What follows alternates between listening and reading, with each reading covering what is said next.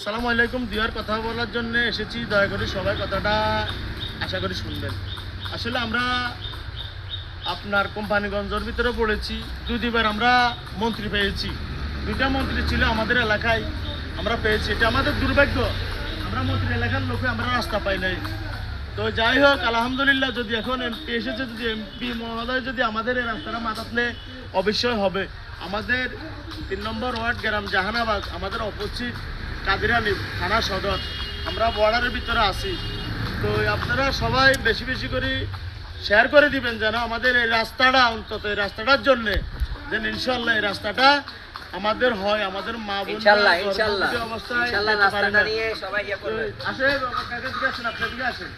আপনার দুয়ের কথা বলেন যে আসলে আমাদেররা তো অনেক বছর পর্যন্ত এই রাস্তাটা মানে অবহেলিত রাস্তাটা। জি জি। তো এখন দুয়ার কথা বলেন, আমরা যেন এই রাস্তাটা আসলে কত বছর এই রাস্তাটা এভাবে আছে। আমরা তো ছোটবেলা থেকে এই অবস্থা দেখতেছি, রাস্তাটার খুবই বাজে অবস্থা। বর্ষাকালে একটা বৃষ্টি হলেই মোটামুটি রাস্তার অবস্থা খুবই বাজে হয়ে যায়। তো যাই হোক, এমপি সাহেবের কাছে আমাদের আকুল আবেদন যেন আমাদের রাস্তাটার প্রতি উনি সুনজর দেয়। ইনশাআল্লাহ আমাদের নেসপুরের জাহানাবাদ 3 নম্বর ওয়ার্ড এই রাস্তাটা যেন হয়ে যায়। আলহামদুলিল্লাহ। আসসালামু আলাইকুম ওয়া রাহমাতুল্লাহ।